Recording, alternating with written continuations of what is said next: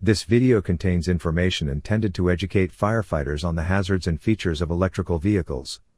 The presenter and producer cannot anticipate every situation that may be encountered, so it is for informational purposes only. Departments are encouraged to develop standard operating procedures to guide responses to emergencies involving these vehicles. These departmental SOPs should always guide responses to emergencies. While all information contained herein is believed to be accurate, the presenters and producers are not responsible for any adverse outcomes resulting from the use of information in this video.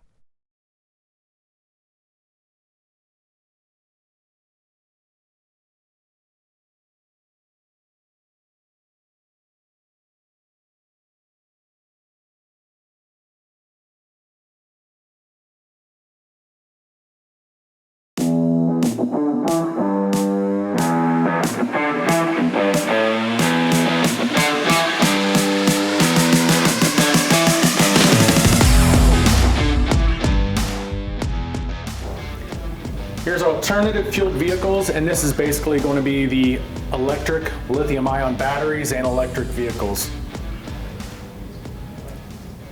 So goals and objectives, great. So batteries come in the sugar packet size tabs. The standard battery, which is like a AA but a little bit larger, fatter.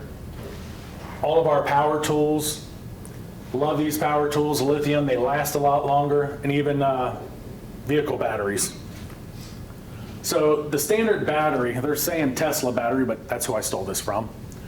So you've got an anode and a cathode, and basically there's some sort of separator. And what fills that entire thing is a liquid, almost like a gel substance. And on the left-hand side is when that gel liquid substance is energized or charged, it's got that positive. It goes to your source like a light bulb or a motor, passes through the battery, and now it's a negative charge again. Put it on the charger, you charge that battery, takes that charge, and the shifting fluid is now on the other side again. And it just constantly goes back and forth. And the separator is basically just tries to limit the flow of it. Circuit modules, you're going to have one of these little delicate computer chips on most everything you have. Most of the time you won't see it. I believe on the laptop battery that is being passed around, if you look real close you can see it. Again, that's very delicate. If something on that breaks, now it may alter or make unsafe, we'll say, the battery and the charge. So things can short circuit, we can overcharge, or that electrolyte can break down. If you drop things, if you have your battery that gets too hot, if it's stored in properly. Electric vehicles, they're into a couple different groups. You have your mobility, your e-bikes and scooters. These are becoming a huge problem in the really urban areas like New York. New York City is on the forefront of getting different laws passed because there's less people with cars, they need to commute. Same thing could be for if you had a large college campus or university. There's so many of these e-bikes and scooters, and of course, where do you put it? I'm not leaving it outside, I'm taking it inside to charge it. And then we have the vehicles, the buses, the cars. Of course, where do all these batteries come from or do they go to? They've got to be stored in facilities like this during recycling, energy storage systems. Instead of a generator, you might have energy storage where it's truly battery backup for a building or a home or what have you. So this is the basic design. All of that nice gold, that is the battery case. And then you have the engine in the front or in the back. Minimum, we'll say 1,500 pounds is that battery. That's a lot of weight. So these cute little electric vehicles, that's a lot of weight traveling down the road. So they call this a skateboard design. And you can have front wheel drive, rear wheel drive, or you can have four wheel drive where you have one or two engines. Doesn't matter, and you probably wouldn't know it unless you knew something about it. But you can see where the design is almost like ammo cans filled with batteries, and they just link them together, then they seal it up. Right here you can see they actually drop the entire battery from the bottom of the car. So what they're resting on is nothing but the batteries.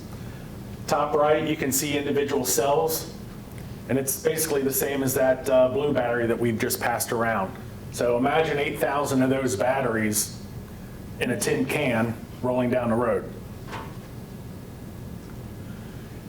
What you have here is some damaged. You can see where it's marked battery cells. That's a clue that that's where the battery cells are. And you can see they're all cylindrical, just lined up, tied together. We'll talk about thermal runaway here in a second, but imagine if you had one of the batteries on the very corner go bad, starts heating up, starts a fire, it's touching 2 more batteries, then it touches 3 more batteries, then it keeps going out. I'd rather have that than one of the batteries in the dead center start flaring off, because then it touches more batteries every second compared to one that maybe got damaged during the drive that was on the very leading edge. So the small, almost like AA battery that you saw, this is the gas that's inside of that, or that it's going to release. That one battery can release 6 liters of gas. So we've got CO, CO2, hydrocarbons, and any of our chemistry friends in here, any chemistry geeks? What's H2? What's H? Hydrogen. So hydrogen is basically, it's so powerful it's used as rocket fuel. That one little battery is going to put off 2 full liters of hydrogen alone. So that's why those are so volatile and so explosive. And this is in a fraction of a second, and 5,500 degrees is what it's going to burn at. So what else? Hydrogen. What else do we know about hydrogen? It's number 1 on the element chart. Make a bomb. It definitely makes a bomb. It is rated, or it's listed as number 1 because it is the smallest of any element out there. So think of, when you're looking at elements, think of a grain of sand as a hydrogen compared to a rock, compared to a boulder, the smaller it is. So when you have something that has the smallest cracks, crevices, hydrogen is going to be able to escape out of that a lot easier than most of the other carbon atoms, any other element that's out there. What's this? Challenger. What blew it up? Hydrogen leak. A little bit of an O-ring allowed that hydrogen to leak. Boom, that's a hydrogen explosion. A little bit larger on a level that we're used to, but same thing, it's just hydrogen that was leaking, just like some of these lithium batteries. I like this guy. He explains a little bit of the science behind it, but in a fun way for someone like me to sit there and understand and laugh at. So he's going to tell us a little bit about, once I can. Electric cars have a reputation for catching on fire.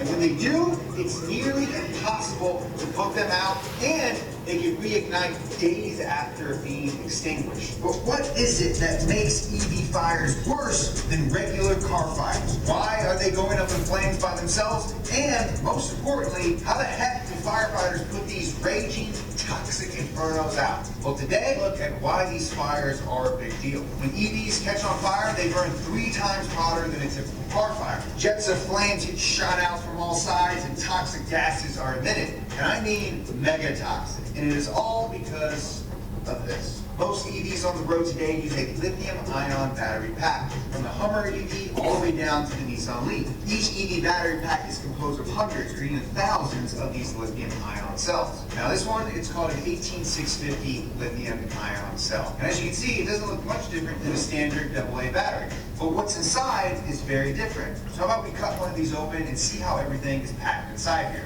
Don't do that at all.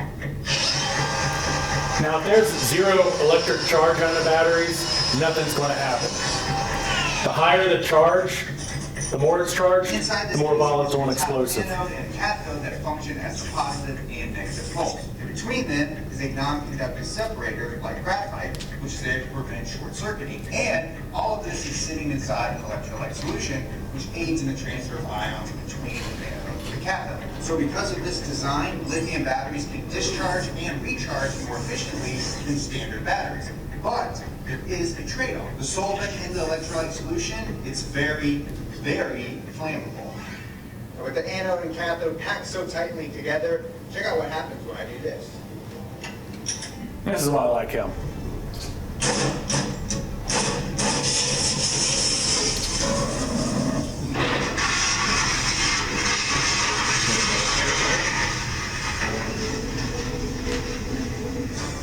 what happens when I punctured the outer case, I short-circuited the anode and the cathode, and I exposed the solvent to oxygen. What happens when we get air, fuel, and then spark?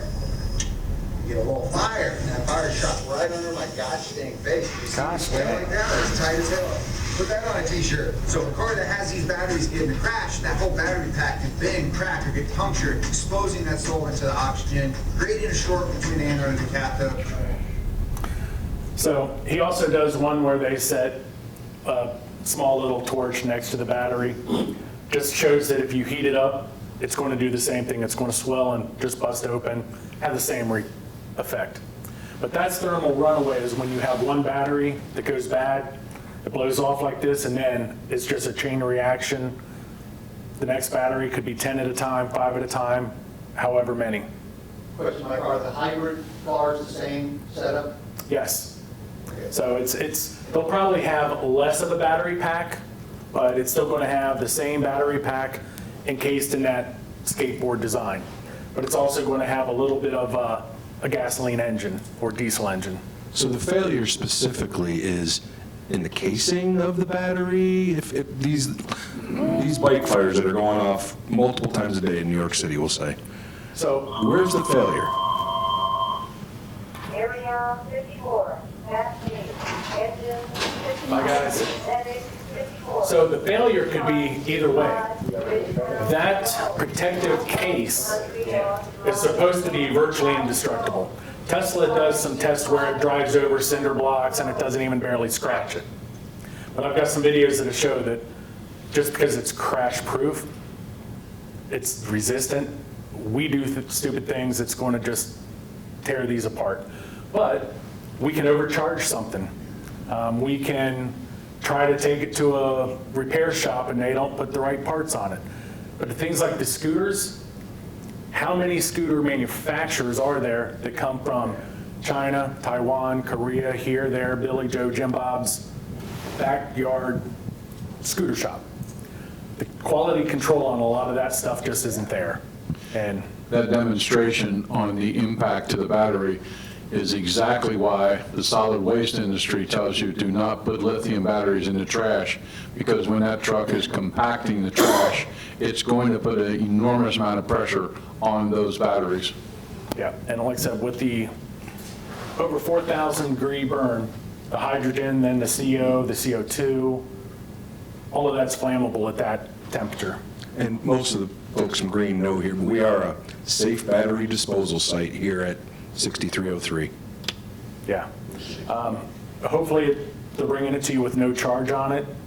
But what happens when they bring you a, DeWalt battery that's lithium and the case is broke, but it still might have one heck of a charge on the inside? Electric cars have a Yeah, oh yeah. All right, couple, just the small batteries. These are just, nothing's even going on with them, and it just lights up. So there's a defect somewhere. It starts to heat up in this guy's hand once he throws it. Yep. And these phones, we keep them in our back pockets, front pockets, we're sitting on them, we're tossing them on the dash. They flex. Here's an idiot. He pokes the battery with a nice sharp pointy instrument, and then doesn't expect stuff like this to happen.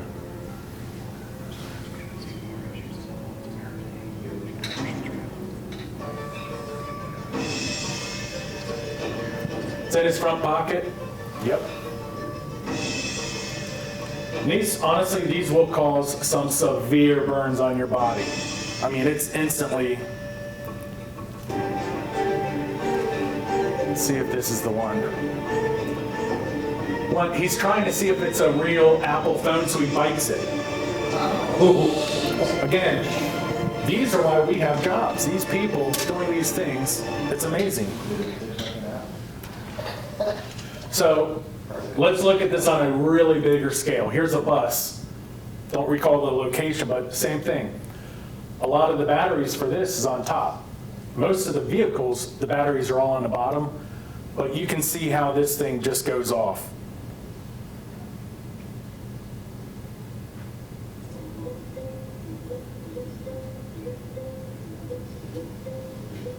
They want one battery, now 2, 3, 4, and it just keeps going until they're all lit off.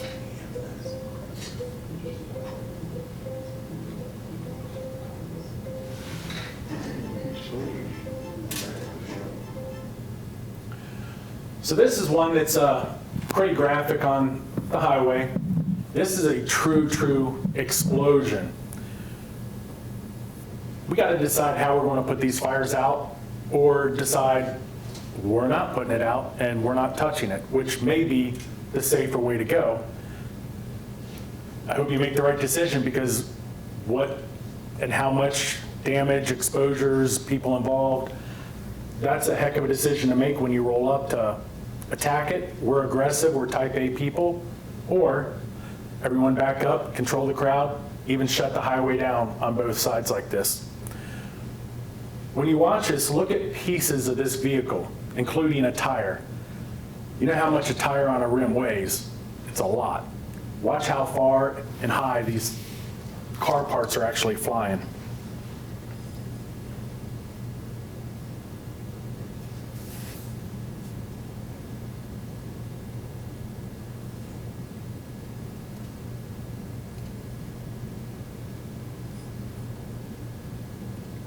And multiple explosions, those are probably multiple sets of batteries that are going off. And it's off gas, or the hydrogen and all the others are off gassing. That's thermal runaway on a large scale. So how far does your master stream reach? Look at that. So this is truly not a vehicle fire. This is an electrical explosion on a grand scale. If I could throw water with the ladder truck 100 feet, 200 feet, 300 feet, I want to get back as far as possible to take care of business. So congratulations, you watched YouTube, you know how to fix things. I've got a riding mower.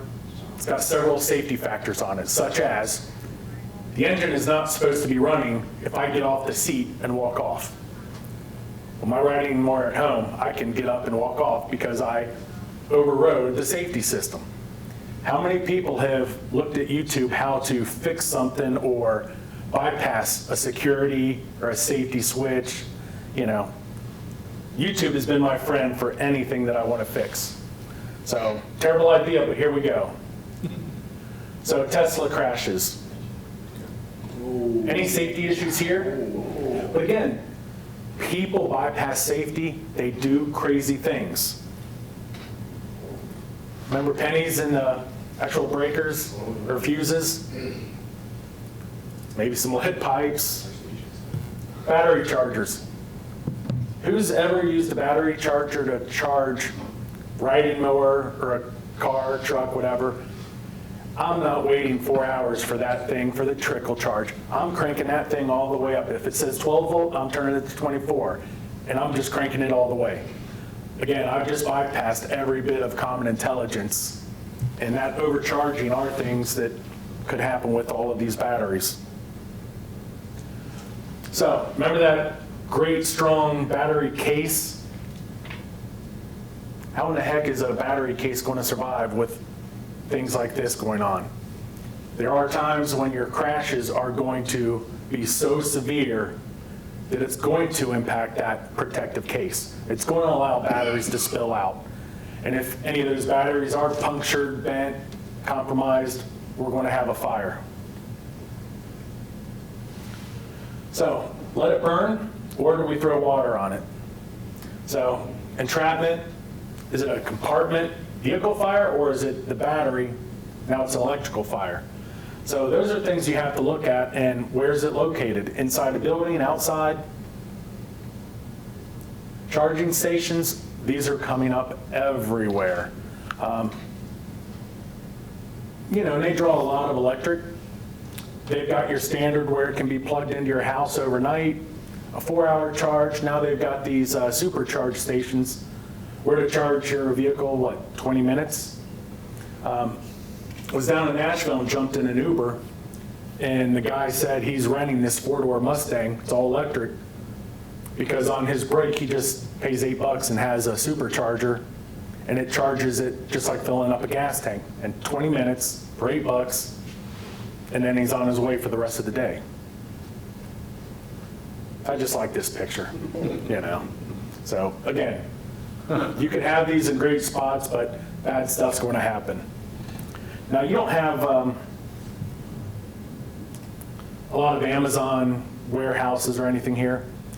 Westchester, I live over in Westchester, they have massive amounts of distribution centers and Amazon. A lot of their vehicles are now electric charge vehicles because it's just running back and forth in town. It's not really a long haul on the highway. So, vehicles with exposures. They want you to tow it out of there if possible and extinguish with massive amounts of water. So, if it's right next to an exposure, how are you going to hook up a tow truck, or Chief, are you wanting them to use your winch on a rescuer engine and hook it and pull it out? Or, who wants to be the person that goes up and hooks a vehicle that's burning, electric fire, so someone can pull it out for you? I hear what they're saying, I understand it. Get it away from the vehicles, get it away from the buildings, get it away from whatever. But also to think about this, after the fire's out, there's still, who knows, 50% of the batteries that are intact, maybe some are damaged. We could still have another fire, just by them shifting the vehicle or moving it around. So we have talked about extinguishment methods, and have you explored the blankets? Yep, I got this. Okay, beautiful. Submersion, any of that? Got it? Yep, let's talk about it. So here's one of the problems that made us look at it in Washington. This is a first floor garage. This is a condo apartment building, and it's massive. So this is what you see on the back of the building. It's not real pretty, it's sort of ugly. This is the building. That first floor where the door is, where the windows are, that's a parking garage. So that door that you saw, the garage door, is all of this first floor. Think about if one of those electric vehicle lights up. It's going to break through one of those windows, the doors, or anything, and it's just going to leapfrog. How are we going to put that fire out? This building is sprinklered. But you saw how some of these electric vehicles can burn.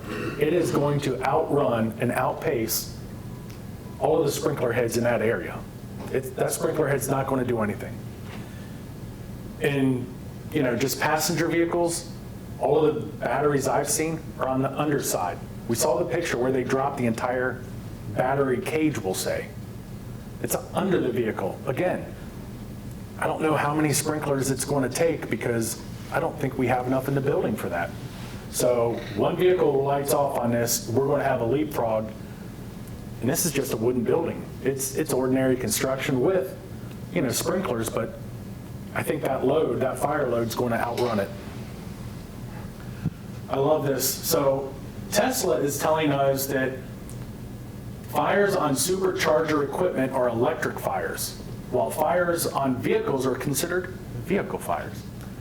Their legalese, their way of saying it. If it's coming from underneath, you better consider it an electrical fire, and you're going to have to do a lot of work to get that fire put out. If it's coming from the inside, then we can usually consider it just compartment fire or your standard vehicle fire. That's almost like skewing the data. It is, yeah. There's so many wrong ways to put it. So, the best way to put a fire out is to turn that vehicle into a submarine. Again, how are we in the fire service going to get a vehicle into one of these containers? We're not. These containers, honestly, are going to be best for your salvage yards, the tow companies, because they have to tow this vehicle that's been on fire or in a wreck. They've got to get it off the roadway somehow. And there are so many reports now coming out of damaged vehicles that are catching fire while on a tow truck or at the tow yard. Because every time you shift that vehicle going uphill, downhill, or you're hooking it, those batteries, things might shift in there. And if one's damaged or one rubs, bad things go on. Oh, we're doing great for time. Quick question there. Yep. Maybe the police can weigh in on this too. Have you heard of any towing companies? Have you heard of any towing companies refuse to take electrical vehicles because of the hazards they pose? I haven't heard of it. Honestly, I've not seen a tow truck or a salvage company even ask the question of, is that gas, diesel, or electric? They just don't ask the questions. They're there, they hook it, and they're gone. They really don't ask a lot of questions at all. We did have one on fire on a flatbed, 74. It'd probably be a wise idea to go through your rotation list and make sure that they have some level of understanding on towing electric vehicles. But this is perfect because it gets the bottom of the vehicle submerged. And the batteries, when they're submerged, they discharge. And this is so much better, but this is nothing that we're going to be doing. I'll never see this in my career or even possibly lifetime. This is a bit crazy. But Class A foam does nothing more because you've got to really drown these batteries with as much water as you can. So this is one of the fire blankets that we've purchased at Washington. We've purchased fire blanket and one of the undercarriage suppression systems. It's almost like a sprinkler. But looking at how this works, the fire blankets, they're supposed to be rated for 5, maybe even 7 fires before you have to pitch it. So you can reuse them. Oh, go back here. We'll just watch a few minutes of it. I don't think we need all 10. But it just basically chokes out the fire. Now, as soon as you lift that blanket up, that fire's got all that oxygen and it's going to take right off on you. They're just trying to heat the batteries up.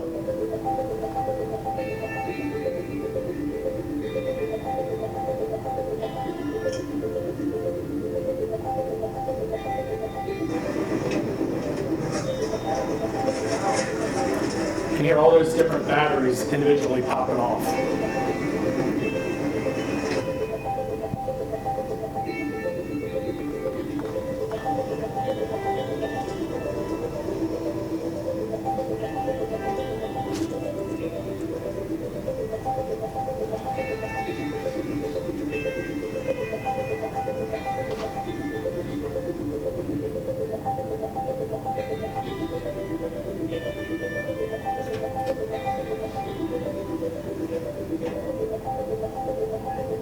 Try to kick it under there so you can really catch a nice, any gaps you can seal up.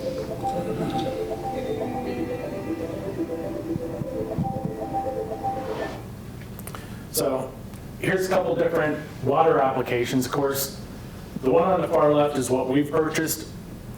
And you basically can hook up the sled on the tip and just slide it under. And that's only 1 3/4 line. So what's the most you can get out of 1 3/4 line? And that's not a lot of orifices to throw that water. It's not a massive amount. The portable deck gun, the ram at the bottom, love them.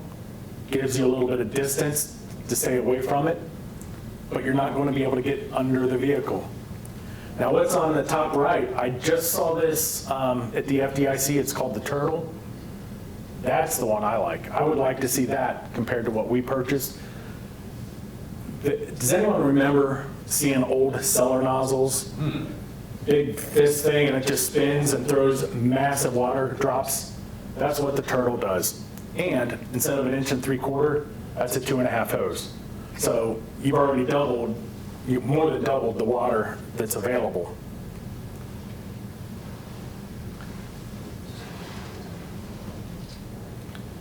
So this is what we have at Washington Township. I don't consider that a massive amount of water, but it's at least cooling it down. So you're not going to maybe put a good fire out with it, but it's going to cool it and keep it in check, we'll call.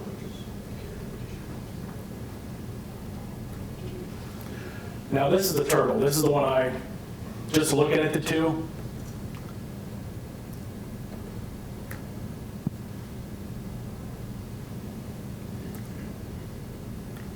All right. Nope, I guess that video didn't play. Google turtle, look it up. You can see the amount of water it's throwing off is quite impressive compared to some of the others. So just do some research. So again, post-incident, whether it's an accident, whether it's a fire, someone's got to take that vehicle. Pray that it's not in your township, Get that vehicle as far away as you can from anything where you respond to. But they have had these vehicles, something happens, and a day later, they just start firing off, and the batteries go. So if you have an incident, even an accident, try to disconnect the batteries. They're very good about having the bright orange disconnects and having things labeled. But again, if that battery compartment's on fire, disconnecting the battery from the engine does nothing for you, because that's all this is doing, is disconnecting the energy source to the motor. I've heard different things about the emergency plug. What it's supposed to do is if you plug it in, it simulates that vehicle being in park and turned off. That way it doesn't basically go in drive or move at all. Again, these are things that you need to look into if you buy them. These are not expensive, but I don't know about the reliability of it. Extrication, there's always markings of where you can cut, where you cannot cut for doing vehicle extrications. Usually, unless it is specific, I wouldn't cut an orange wire on my worst or best day.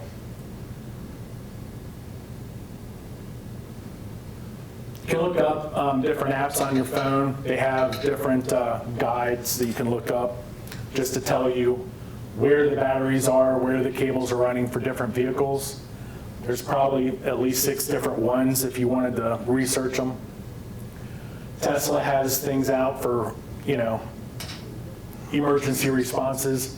They really don't go into fire much. It's all about where to cut, not to cut. Here's a few of the schematics. Anything with the orange is usually energized somewhere. And then just a QR code for lithium ion. And we are only 2 minutes over, so right on spot. Like I said, I'm sorry if you didn't get a chance to see the goals and objectives. You're welcome. So, again, I've got limited knowledge about this. It's just what I've done through the years of working in fire department. The research just to put this PowerPoint together.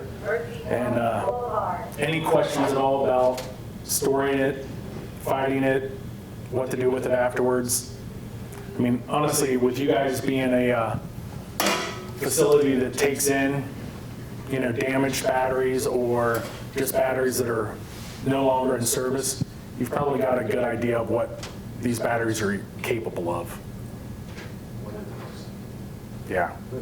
So, and again, this is the mainstay for all of the big vehicles, and it's just thousands of these or hundreds of these. Same thing. This is in your phone. So of course your phone's in your pocket, you drop it. Laptop batteries, they're all tied together. you know, you drop it, you leave it in the car and it starts to heat up. That thermal insult is enough to catch these on fire. So, hope you guys got a little bit of something out of it, and I appreciate the invite for being here. Thank you. Thank you very much.